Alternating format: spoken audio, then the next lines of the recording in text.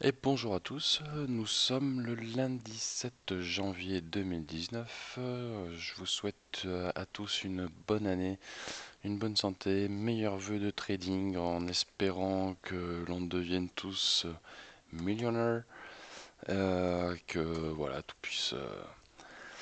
qu'on puisse faire de bonnes analyses tous ensemble afin de tous être dans le même bateau. Un bateau qui nous amènerait vers le profit. Voilà, donc ça serait cool que 2019 soit une année un peu intéressante. Mais bon, comme on l'a vu en fin d'année dernière, donc avant les vacances de Noël et du jour de l'an, on a vu que bon, on vient de passer, enfin on est passé de 6 000 $ à peu près aux alentours de 3 100, 3 150. On a suivi un petit peu ce moment-là. Théoriquement, pour la majorité d'entre vous, vous êtes rentré aux alentours des 3 300, donc entre 3 200 et 3 400 $ à peu près. C'était aux alentours du 17 décembre. Et ensuite, j'ai fait la dernière vidéo. Je pensais pouvoir en refaire la semaine dernière, mais très sincèrement, c'était plus mouvementé que prévu, donc j'ai vraiment pas eu accès à mon PC ni à mes outils ou autres. Et donc je n'ai pas fait de vidéo du tout pendant les vacances. Au final, c'était pas très grave non plus, parce qu'il s'est pas passé grand chose. En tout cas, pas grand chose d'inquiétant. Au contraire, on a plutôt suivi notre scénario de reprise, on va dire, bien que cette reprise soit timorée. On verra ça un petit peu plus tard. La bonne nouvelle, c'est que depuis hier, on est repassé de 3 700 à 4 000 $ à peu près.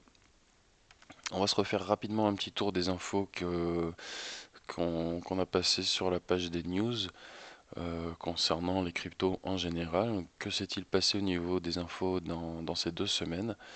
Juste avant d'être en vacances, donc 18 décembre, on a des articles bullish qui sortent nous indiquant que voilà, on est en train de repartir. Celui-là, par exemple, on est en train de repartir et les investisseurs disent que ceux qui ne rentrent pas maintenant risquent de le regretter. Deuxième article, on a des signaux bull qui nous indiqueraient un retour du market cap euh, et une reprise de plus de 10 milliards pour le market cap. À ce moment-là, souvenez-vous, on était passé en dessous de la barre symbolique des 100. On était descendu à 90 milliards à peu près pour le market cap. Et depuis, on est remonté là, à 120, 130. On va le regarder rapido sur CoinMarketCap. Limite, je vais le préparer avant d'oublier. Parce que sinon, on risque d'oublier tout ça. Tac. Ensuite, on a eu un article sur le Tether. Alors bizarrement, le mois précédent, pendant le mois de novembre, pendant que tout baissait, on se disait, on voyait même des articles nous disant, oui, le stablecoin, en fait, ça ne peut être que des shitcoins, ça peut pas marcher, c'est pas possible. Et là, on a un article qui serait censé montrer que Tether, pardon, aurait des documents qui prouvent que tous les dollars, tous les Tethers qui ont été émis ont bien été backés par des dollars en réserve. Bon, je vous avoue, je n'y crois qu'à moitié à cette info. Ensuite, encore des articles bullish, Binance qui continue sa progression après avoir créé le Binance Labs qui permet d'analyser les marchés en précision et de partager justement cela un petit peu à la manière de TradingView. On a Changpeng Zhao, donc CZ, le fondateur de Binance, qui indique que 2018 aura été l'année de la correction pour les cryptos. Bon, on n'avait pas besoin de lui pour s'en rendre compte, hein, on l'a tous bien remarqué, en passant de 20 000 à 3 000, on peut se dire qu'on a fait une bonne correction. Ensuite, on a Coinbase qui indique, qui lance un petit peu à la manière de Binance justement le Coinbase Search qui permet d'étudier également les cryptos. Donc ça fait une petite concurrence à Binance et son Binance Lab. Et la petite différence, c'est que pour Coinbase, les chercheurs qui publieraient de bonnes analyses avec de bonnes vues et sans trop se tromper, pourraient être récompensés en ZRX, donc en 0x. Qu'est-ce qu'on a d'autre ensuite, le 20 décembre, 2 jours après, quelques articles Birish. Ah tiens, ballets, non, c'est pas des ballets, c'est des wallets. S'il veut bien me le changer, voilà, voilà, je vais le faire en live comme ça. Sinon après j'oublie, c'est ça le problème. On avait cet article qui nous indiquait, qui nous donnait une petite modération en fait sur tous les articles bullish qu'on venait de voir depuis 2 3 jours, à savoir que seuls 37% des wallets BTC étaient réellement utilisés, c'est-à-dire que tous les gens qui ont des cold wallets sur lesquels ils hébergent les bitcoins, bah, dans tous ces portefeuilles-là, il n'y aurait que 37% qui seraient réellement utilisés au quotidien, soit pour faire des achats, soit pour faire du trading. Mais en tout cas, ça vaudrait quand même dire qu'on a 63% des portefeuilles qui ne sont pas utilisés. Alors parmi ces portefeuilles non utilisés, il y a ceux qui ont perdu leur disque dur par exemple, ceux qui ont perdu leur mot de passe. Il y a des exchanges qui ont fermé emportant les comptes avec. Il y a plein d'explications, mais ça veut quand même dire que par rapport à des articles qui nous indiquaient que le nombre de wallets BTC était en énorme boom en 2018, en dépit de la correction, il y a eu un nombre croissant de wallets créés. Bah, au final, cet article-là vient un petit peu réguler cette information-là en disant que sur tous ces wallets créés, c'est bien cool qu'il y en ait plein. Vous voyez, hein, 460 millions d'adresses Bitcoin. Sur ces 460 millions d'adresses, uniquement 37% sont utilisées. Donc, on modère un petit peu les ardeurs de tout le monde. Ensuite, Facebook réfléchit à lancer son propre stablecoin. Ici, un article intéressant sur les prévisions 2019-2020. Un État américain, je crois que c'est l'Ohio, ou le Wyoming, je sais plus. Le Wyoming, voilà, c'est écrit juste en dessous, il suffit de lire. Euh, est en train de réfléchir à mettre en place en fait un système de blockchain appliqué au droit de la propriété. C'est-à-dire que ça serait en gros un outil qui remplacerait pour nous en France en tout cas le cadastre par exemple, dans lequel tous les terrains, toutes les parcelles communales sont enregistrées avec leurs propriétaires, leur superficie, plein d'autres informations. Euh, et donc, au lieu de systématiquement passer par des tiers de confiance, donc par exemple des notaires, le cadastre, etc., de payer énormément de taxes sur des frais de notaire, on a 90% de taxes, 10% d'émolument pour le notaire. On a des taxes qui sont payées pour la publication des actes, pour l'enregistrement des actes, pour modifier le cadastre, pour republier le cadastre, etc. Eh bien, le Wyoming est en train de réfléchir à mettre tout ceci sur une blockchain, donc ce qui réduirait considérablement, pardon, je ferme un truc parce que ça fait du bruit, ce qui réduirait considérablement les frais liés aux transactions immobilières et surtout qui permettrait d'enregistrer ça, de fixer ça une bonne fois pour toutes et de le rendre consultable pour tous. Alors pour nous, Français, c'est un peu moins intéressant comme information parce que même si on a un système coûteux, on a quand même un des meilleurs systèmes au monde concernant le droit à la propriété. Faut quand même le souligner. Donc ça pourrait venir un peu plus tard en France, mais c'est à mon sens les meilleures utilisations de la blockchain. C'est pour des applications démocratiques, des, des utilisations pour le vote, par exemple, pour des référendums. À mon sens, la blockchain, c'est ce qu'il y a de mieux parce que ça enregistre les votes. On peut le faire de manière transparente ou de manière anonyme. On peut le faire de manière à distance, on va dire. Pas besoin d'être dans un bureau particulier et ça serait donc consultable par tous. Donc c'est intéressant au niveau du projet en lui-même et des applications de la blockchain. Ici, un article le 22 décembre concernant Nvidia qui a publié ses chiffres qui étaient pas terribles par rapport à ce qu'il avait prévu. Début 2018, énorme boom du mining. Les gens qui font des rigs pour miner des coins utilisent essentiellement des cartes graphiques Nvidia, aussi des cartes AMD, chacun ayant même été jusqu'à créer des cartes graphiques dédiées au minage de crypto-monnaies. C'était des cartes graphiques identiques au niveau de l'intérieur aux cartes graphiques traditionnelles, sauf qu'il n'y avait pas de port vidéo. Donc, en toute logique, c'est clairement inutile ce type de carte parce qu'il n'y a pas de performance réellement supérieure.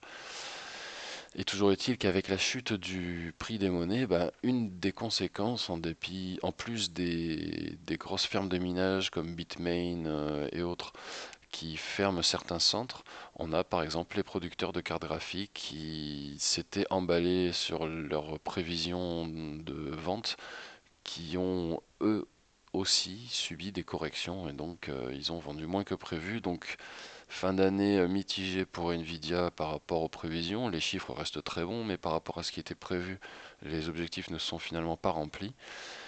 On va avancer un petit peu plus vite si la vidéo va durer 4 heures. Déjà que quand je fais des vidéos courtes, ça dure une demi-heure. Voilà. Trading à la marge pour le Tether, attention, il faut faire un petit peu attention. Bact ici, un report plutôt en février, ce qui tomberait avec la fin des ETF par exemple. Donc je me demande si on se préparerait pas pour un mix mauvaise nouvelle. On va appeler ça le pack mauvaise nouvelle de fin février qui rassemblerait un petit mix Bact, ETF, Tether. Ce qui pourrait, à la limite, justifier un énorme dip qui serait un dip 2019 qui irait au moins chercher les 1008, peut-être même les 650, ça c'est par rapport aux chiffres, aux analyses que l'on verra un petit peu plus tard. Pour le Bitcoin, encore un petit article un peu bullish qui indique qu'on aurait tapé le bottom à 3150, donc c'est plutôt cool parce que c'est celui qu'on utilisait nous. On était à 3002 depuis quelques trimestres, quasiment pendant tout 2018, un petit peu plus tard quand même, mais pendant toujours 2018. Et donc là, c'est un article qui validait cette hypothèse, à savoir qu'on avait tapé donc le bottom ici aux alentours du 16-17 décembre, voilà. Donc plutôt cool. On va essayer d'accélérer. Le Ripple, la Banque nationale du Koweït indiquait qu'elle utiliserait le Ripple pour faire ses transactions en dehors de ses frontières. Samsung installe l'application Brave, le navigateur, euh, qui possède dans son code en fait un système de rémunération des éditeurs de sites internet. Vous pouvez rémunérer des éditeurs de sites internet avec des BAT, le Basic Attention Token. Et donc c'est assez utile. Vous pouvez d'ailleurs aller sur le site de Monte Crypto par exemple. Il vous suffit d'aller sur le site ici. Quand vous avez Brave installé, vous cliquez tout simplement ici sur Brave Rewards, qui sont donc des récompenses Brave. Et quand vous arrivez sur le site qui vous intéresse, si vous allez souvent sur un site, vous cliquez ici, vous faites une contribution par exemple et vous envoyez des BAT aux éditeurs de sites. Il suffit de faire envoyer une contribution, vous choisissez le montant de votre contribution, envoyez le pourboire et ensuite quelques jours après le virement apparaît sur Uphold, qui est un autre exchange qui a été créé, pas spécialement pour l'occasion, mais un exchange décentralisé. Vous avez ces BAT en tant qu'éditeur de site qui apparaissent en putain, comment on appelle ça déjà, en pending balance, donc en attente de transfert. Et une fois par mois, les coins sont transférés sur votre compte. Donc c'est une manière de rémunérer directement les éditeurs de sites internet, les éditeurs de vidéos. Vous pouvez remercier des chaînes YouTube, vous pouvez remercier des sites internet, vous pouvez remercier des sites de vente, des vendeurs sur eBay, etc.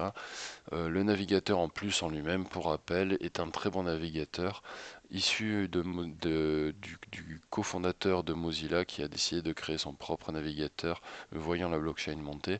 Il intègre en lui-même un bloqueur de publicité, un bloqueur de cookies, un bloqueur de tracking.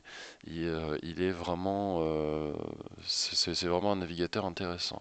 Donc très bonne nouvelle que Samsung installe Brave.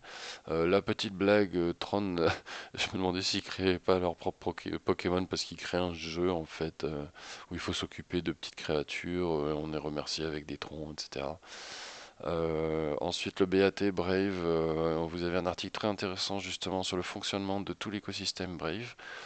Euh, et ensuite, les derniers articles, ici un article sur les deadcoins, un site qui vous montre tous les deadcoins, donc pratique si vous suivez beaucoup d'ICO ou d'airdrop, ça peut être pas mal de regarder ce site-là avant de se placer quelque part, puisque vous avez une chance que ce site soit malheureusement déjà que les projets, les ICO, etc. soient déjà sur Deadcoins, et donc que ça soit un scam avéré. Ici un article plutôt bullish qui nous indique que 2018 était en gros une année de correction et donc de mise au point sur le prix du Bitcoin, et que 2019 serait l'année du comeback, du début du comeback des cryptos dans notre écosystème, dans notre monde. Ouais, oui et non, c'est pour moi un peu bullish. Ici, on passe en janvier, donc d'ailleurs pour le Deadcoins, ici 2 janvier, très bonne nouvelle, quelques heures avant, l'Ethereum avait repris sa place de second. Moi, je vous avoue, je suis pro Ethereum. J'étais plutôt triste de voir l'Ethereum derrière ce putain de shitcoin d'XRP, monnaie des banques. Et je suis sincèrement content de voir l'Ethereum qui est remonté. Il lui a tout de suite mis un demi-million dans la gueule. Et là, si on regarde, il lui a mis un million, un bon million dans la gueule. Donc il reprend de l'avance. Cette avance, ceci dit, se calme un petit peu, hein. On voit qu'on a 2,50 alors que pendant 2 semaines, l'Ethereum a tablé entre 7 et 12%, alors que le Bitcoin et les autres cryptos étaient plutôt aux alentours de 5. On en a quelques-unes qui ont monté. Le Litecoin aussi est très très bien. J'en ai repris à 21 dollars il y a une semaine. C'était plutôt, ouais, à peu près une semaine. C'était plutôt pas mal. Il y a certains coins que l'on connaît depuis longtemps qui sont pour moi, je peux pas trop les. Tous ces coins-là, pour moi, c'est plus vraiment des altcoins, hein. Ça fait longtemps qu'elles sont dans l'écosystème, ça fait longtemps qu'elles sont dans les top 20 ici des cryptos. Si on prend Litecoin, son fondateur avait dit lui-même, ne soyez pas surpris qu'il retrouve une valeur à 20 dollars, c'est son prix. Maintenant, regardez, il est à 40. Il y a beaucoup de Bitcoin, le Bitcoin Cash reprend bien. Il a doublé son market cap par rapport au Bitcoin SV. Donc on a la guerre du hash qui va se terminer théoriquement au profit de Bitcoin Cash, qui a une belle valeur, hein. Il a le double de la valeur du Bitcoin SV. Le Bitcoin Satoshi Vision, rappelez-vous, il y a pas mal d'articles qui sont passés indiquant que c'était une grosse arnaque, hein, que c'était une grosse, un gros scam. Voilà, tout simplement. Alors que le Bitcoin Cash, lui, c'est celui qui est le plus proche du Bitcoin Cash original. C'est bien pour ça qu'il a gardé son nom. Donc lui, c'est le Bitcoin ABC. Euh, voilà pour tout ça. Et enfin, au niveau des news, on a Fortnite qui a annoncé qu'il acceptera dans un premier temps uniquement le XMR, donc le Monero pour les transactions, pour les objets en vente et à l'achat. Et enfin, un article qui nous suggérait que 2019 pourrait être l'année du Néo. Donc voilà pour la petite revue de presse de ce qui s'est passé pendant les vacances des fêtes de fin d'année. Au niveau du cours, maintenant, au niveau de l'analyse, donc théoriquement, on est rentré là. On avait deux scénars. Le premier scénario plutôt haussier, qui était le scénario 1. On monte ici, on essaie de chercher relativement rapidement la résistance ici, avec un petit franchissement et un retour à un niveau plus raisonnable, un retest pour faire croire, et ensuite on va chercher le bottom, le fameux bottom ici à 1008, 1009 à fin février, date à laquelle on aura une réponse sur les ETF, donc les contrats futurs, avec notamment le Gemini, euh, euh, Solidix par contre, pardon, euh, le projet des frères Winklevoss avec le BACT. Ça pourrait faire une bonne mauvaise nouvelle, on va dire, et justifier un retour vers le bottom. Ouais, désolé, j'ai passé des vacances relativement fatigantes, je suis un peu fatigué. Euh, Donc voilà, pendant ces vacances, qu'est-ce qu'on a vu? On passe de 3003 à essentiellement 3005, 3006, 3007 ici. On a fait une très très belle reprise ici. On a parfaitement suivi le premier scénario. Et depuis Noël, là où j'avais imaginé que justement l'effet positif engendré par ce premier mouvement allait faire revenir beaucoup de monde, et faire un deuxième mouvement bien plus important pour aller chercher cette résistance, et ben depuis on a rangé tout le long. Donc on s'est emmerdé, ce qui en même temps était un peu rassurant dans le sens où pendant les fêtes on n'a pas forcément le temps de s'occuper de son portefeuille crypto, on n'a pas forcément le temps de se mettre devant l'écran parce qu'on est à droite à gauche en train de voir des gens, etc. Donc ça nous a plutôt arrangé. Et hier soir, bonne petite nouvelle, ben, très belle petite reprise. On remonte de 300 dollars à un niveau situé à 4000 dollars. Donc c'est plutôt positif pour notre scénario. Ce qui est marrant de voir, c'est que en gros, ce range fait qu'on se retrouve pile entre les deux scénarios, le second étant plutôt baissier, à savoir qu'on allait beaucoup plus rapidement chercher ici les 1008, et on retrouvait des points communs entre les scénarios. En fait, c'était juste soit on allait chercher le 1008 ici pour Noël, en fait, Noël jour de l'an, soit on va le chercher plus tard avec la justification des ETF. Donc on est plutôt dans ce scénario-là, donc le premier. Et ici, aujourd'hui, on est en phase haussière. On avait un dernier scénario, alors celui-là je le pomme à chaque fois. Euh, voilà. J'avais posté celui-là aussi à un moment. Celui-là, il est plus basé sur les moyennes mobiles. Donc c'était à ce moment-là que je l'avais posté. Après cette belle hausse, j'ai tracé ici le cours éventuel que pourrait suivre le Bitcoin, avec ici une sortie précoce qui s'appuie essentiellement sur le mouvement des moyennes mobiles. Donc là, je vous avoue que c'est celui qui est le plus fidèle pour l'instant, parce que vous voyez que en gros c'était un... Ici on avait l'épaule tête-épaule inversée, donc avec le bras ici, l'épaule, la ligne de cou, la tête, la ligne de cou qui est justifiée ici, hauteur de ligne de cou, on le reporte en sortie et on est là. Donc là, on va le faire ensemble, on va se mettre plutôt ici. Donc on vise plutôt aujourd'hui toujours du 5002 ici, mais vous verrez que ça pose problème au niveau de la résistance historique quand on va regarder sur l'autre schéma. Mais ici, en gros, c'est un épaule-tête-épaule inversé ici, suivi d'un épaule-tête-épaule classique qui lui est imbriqué dedans. C'est-à-dire qu'on a l'épaule-tête-épaule inversé ici.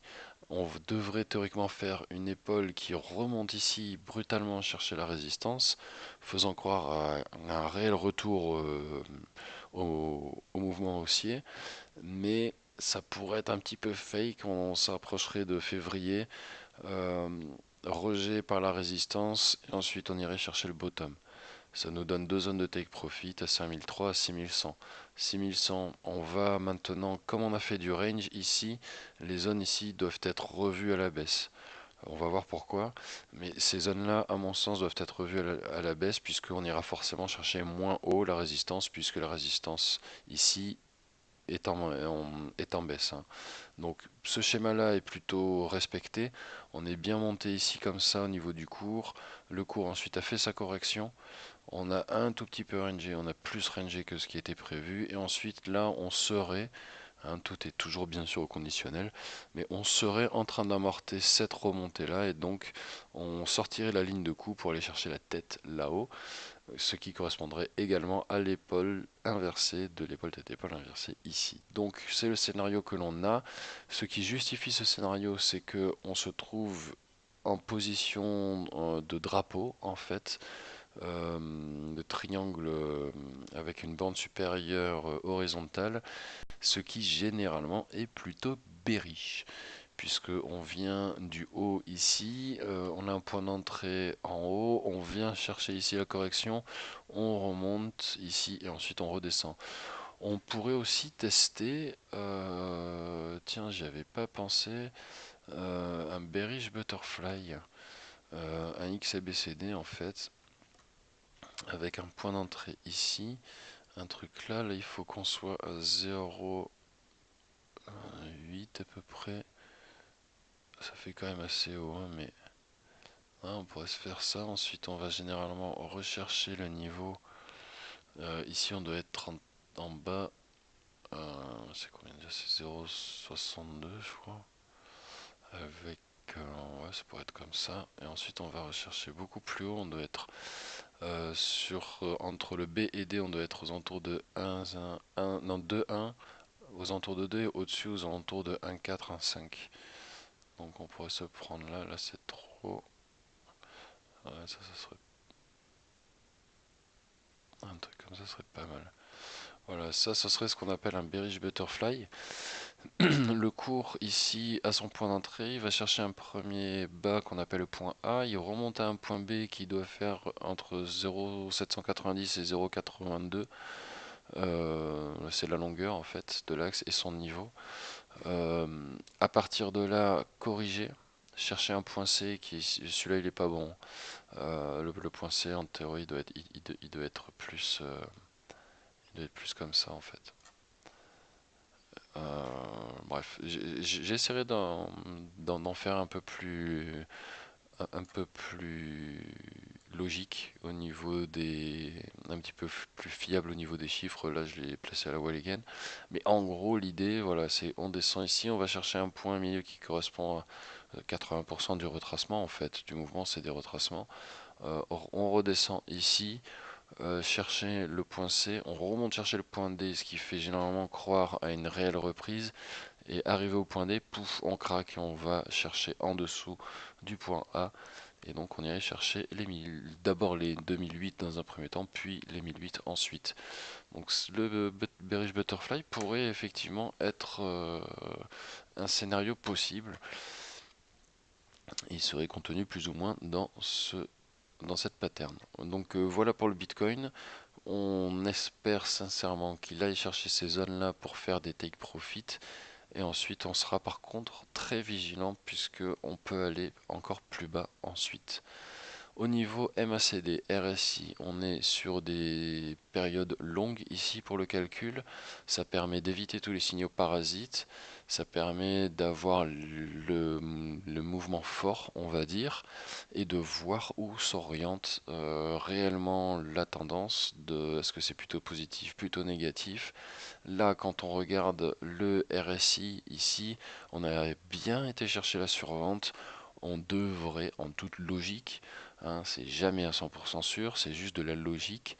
La logique peut être faillible, mais en regardant le nombre de fois ici où on a été tapé la survente, il y a de fortes chances ici qu'on aille chercher le surachat. On est en tout cas en train d'aller la chercher. Et c'est lorsqu'on aura franchi les 80 ici qu'on commencera à avoir de réels gros mouvements, c'est-à-dire des mèches énormes comme ça, bon, en vert hein, bien sûr, mais des grosses mèches. Là, tant qu'on est en reprise, c'est-à-dire MACD négative avec un RSI qui était en survente et qui cherche juste à récupérer au moins la zone middle, on a des mouvements plus petits. Par contre, ça justifie des tendances, c'est-à-dire que tous ces mouvements petits à la suite, vous voyez bien que ça a bien montré une reprise. Ça a permis à la MACD ici de faire une nette reprise, une nette remontée. Là, on attend le croisement. Est-ce que ce croisement va se faire ou pas? C'est ça qu'il faut vraiment suivre parce que c'est ce croisement qui va indiquer la future tendance pour le premier semestre 2019.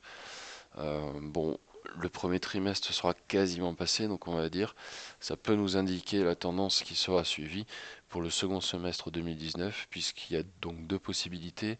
Soit on croise ici, la MACD croise son signal et donc on va avoir un très beau mouvement à la hausse, ce qui justifierait ici cette énorme tête.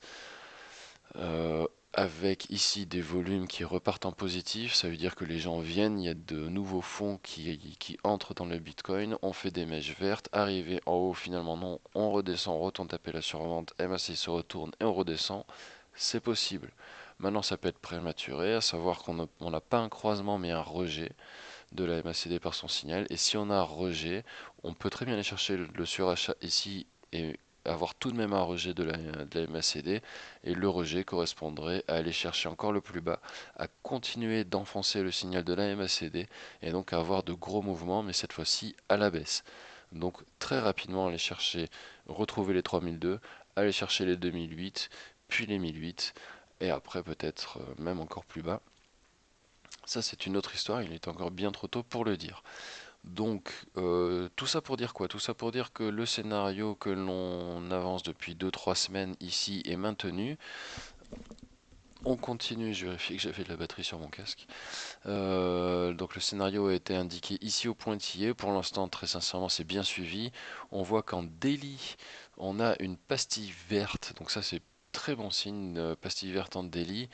Euh, on réfléchira ici au franchissement de cette ligne de coup quand même, hein, parce qu'il faut y retourner un petit peu pour repasser. Mais c'est plutôt bon signe. On a pastille verte ici, on a l'AMACD ici, donc qui a bien fait son mouvement, hein, qui était prévu. Ça donne quoi d'ailleurs pour le petit dé ici, le jaune là?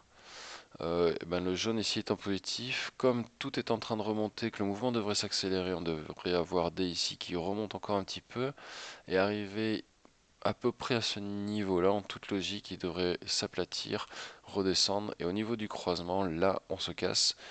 On prend ses profits et on se casse. On se casse également des haltes dans lesquelles on est. On va faire un petit tour des haltes d'ailleurs.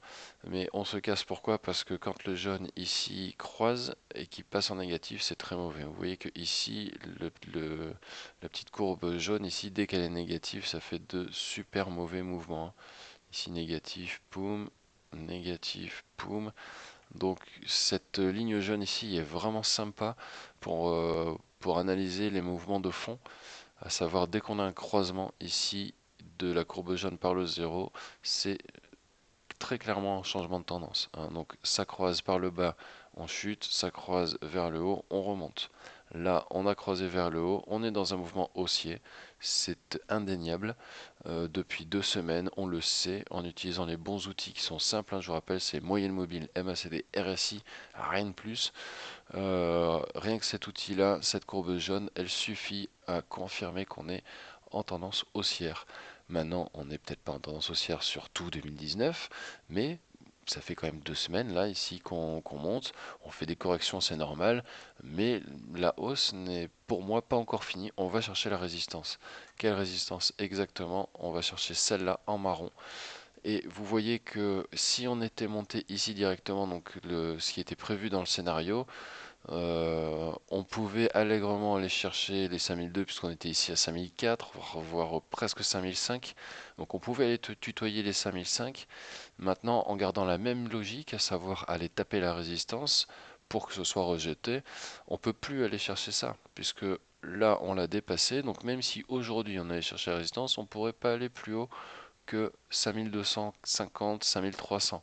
Encore une fois, dans la logique de la résistance. Après, on peut bien sûr dépasser, revenir, dépasser, aller à 150 000 dollars le Bitcoin. La question n'est pas là. La question est que dans la logique, depuis un an, cette résistance ici n'a jamais été franchie, sauf sur une journée ici, pouf, sauf sur une journée ici, pouf, mais jamais été franchie sinon. Le jour où on franchira ça, on repartira théoriquement dans un signal haussier long terme, voire un signal de frénésie d'achat. Ça pourrait correspondre pour une fois au krach de la bourse et des marchés traditionnels, mais la question n'est pas là non plus. Là, c'est juste dans la logique simple, on navigue entre cette résistance et ce support. Tant qu'on la franchit pas, on change pas la logique. Et donc là, aujourd'hui, comme on a été la taper ici en bas, on doit, en toute logique, aller en haut. C'est simple, hein. On tape en bas, on tape en haut, en bas. Presque on tape en haut, en bas, en haut. Encore en haut, mais là, je vous rappelle, là, c'était l'été, c'était complètement fake. Boum, on va se chercher en bas.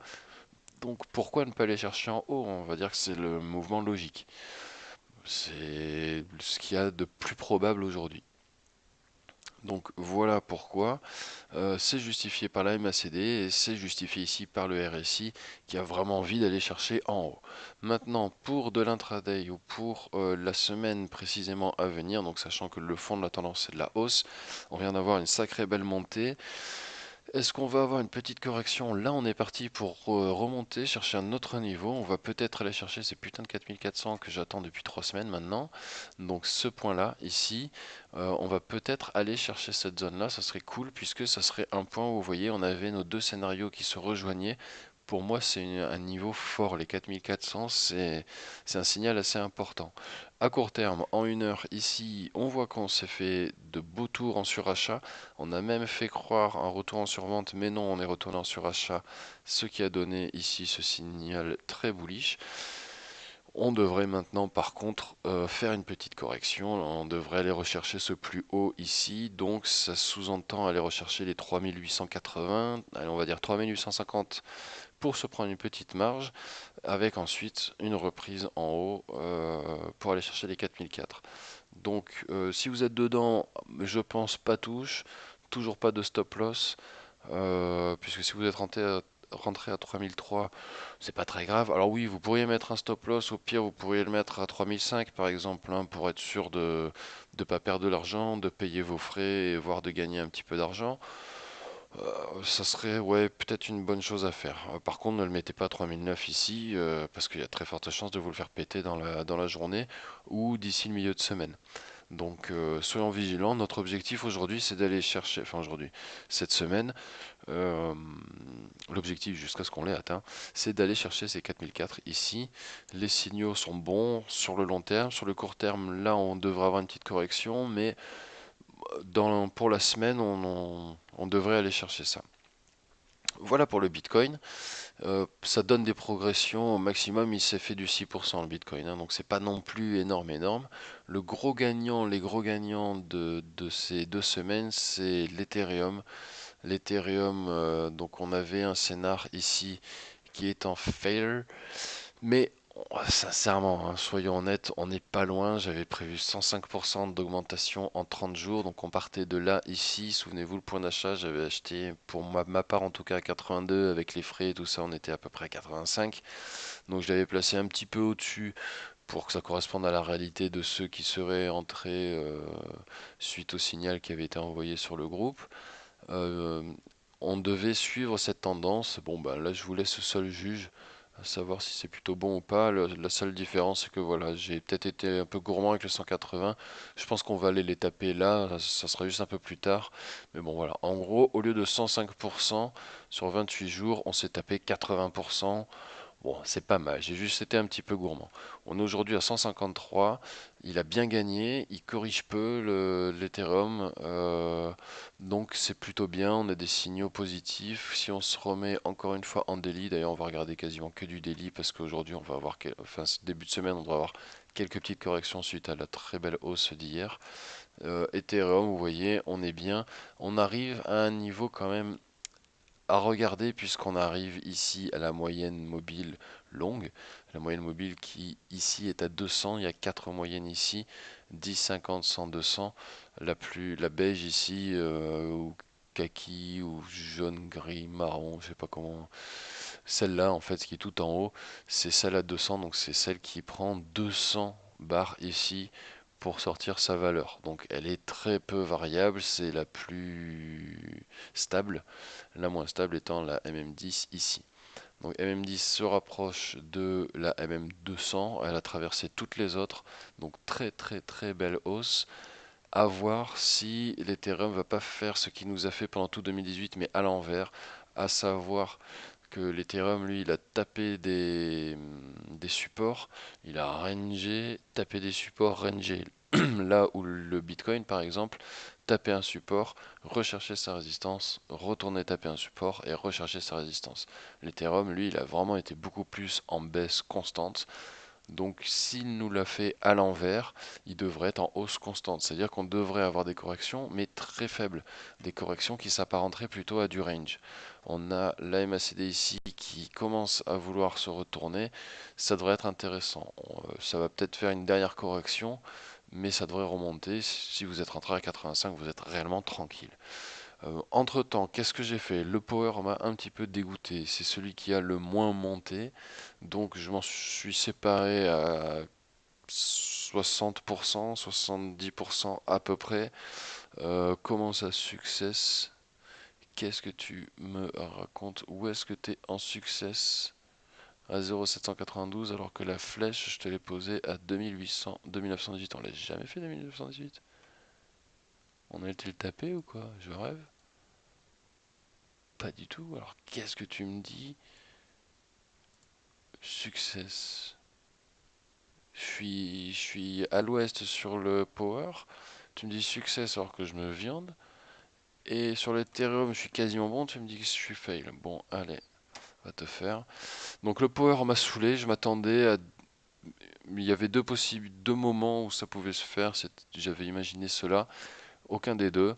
Il va sûrement le faire quand le Bitcoin va se péter la gueule. Donc j'étais entré à 2040, je crois.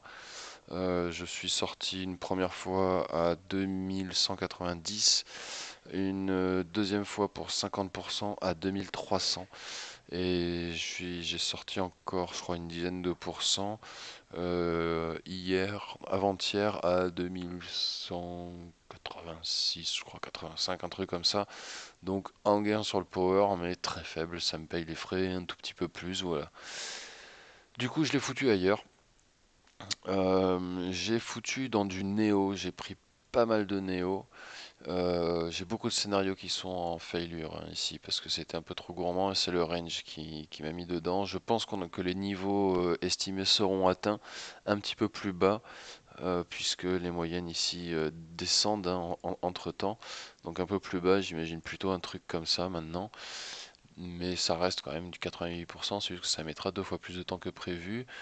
Entrée à 6,4 sur le Neo dollar, enfin Tether. Entrée à 6,4, voilà, toujours positif. Je suis positif partout. J'ai fait en gros plus 15% sur mon portefeuille, presque plus 20 pendant ces 2 semaines, donc c'est plutôt intéressant. Et ceux qui m'ont le plus permis de faire ça, c'est évidemment l'Ethereum, le Neo qui a pris 15% à lui seul. Omisego, j'en ai pas pris cette fois-ci. J'ai pris de l'ONT, mais alors lui, il me déçoit un petit peu. Un peu comme le Bitcoin, je m'attendais vraiment à une plus belle hausse, hein, vous voyez ici.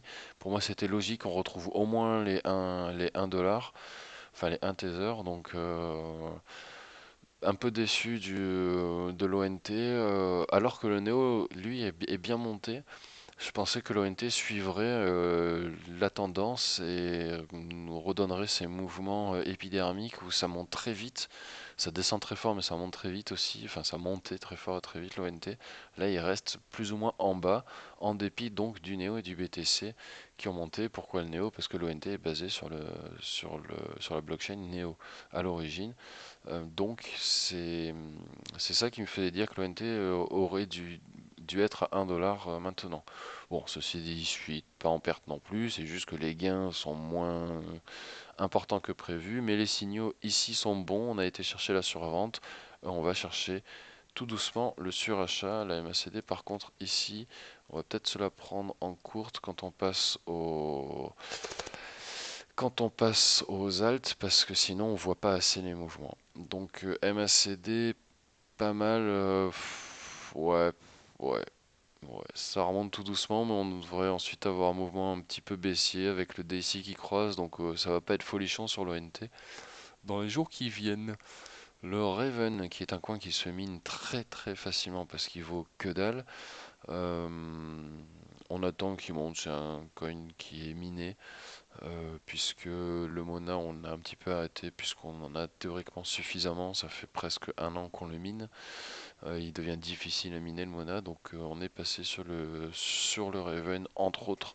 On en a d'autres que l'on peut miner aussi. Celui-là, c'est un petit pari. Qu'est-ce qu'on avait d'autre ici? XRP, j'y ai pas touché, grand bien m'en a pris, puisqu'il nous l'a mise à l'envers. Le Waves, alors lui, il a eu un truc de fou. Le Waves, j'avais prévu ce scénario-là, sans déconner. Et je l'ai oublié. Je l'ai oublié le Waves. C'est pas une alt euh, pour laquelle j'ai été très très attentif, je l'avoue, et c'est celle que j'ai le plus raté parce que je l'avais regardé parfait. Il me dit failure, je sais pas pourquoi il me dit failure parce qu'on a fait mieux plus vite quoi. Donc 413%, 413% en une vingtaine de jours, j'avais foutu cette putain de flèche et j'en ai pas pris un. Je suis dégoûté, j'aurais dû en prendre une centaine, 200 quoi, pour tester. Et bon, voilà, si ma tante en avait, ça serait mon oncle.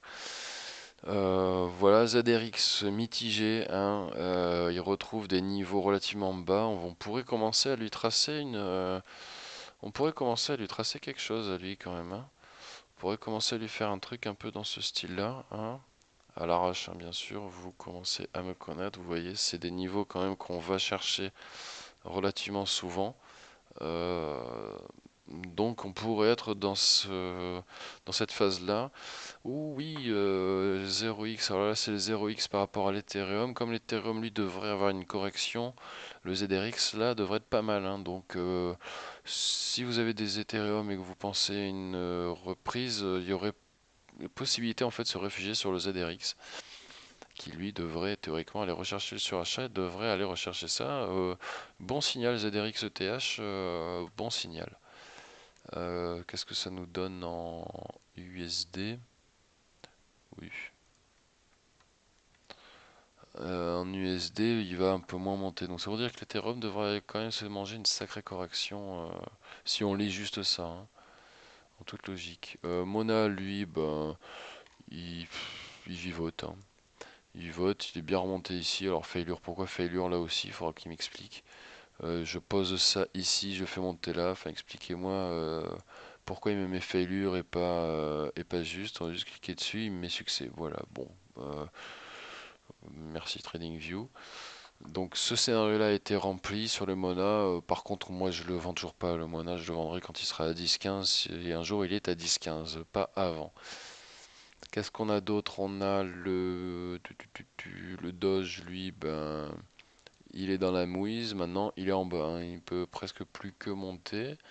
BCH SV, donc on l'a vu, il a perdu pas mal de market cap. Il baisse pas mal, mitigé. Il s'apparente par contre à une phase où il devrait monter d'un coup. Et quand il monte d'un coup, lui il double et après il se recorrige, comme on le voit ici. Poum, poum.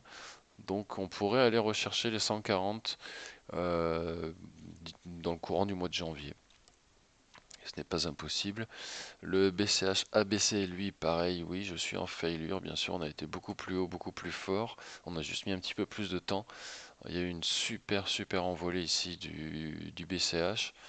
Mais il s'est bien corrigé. On a pastille verte ici en daily.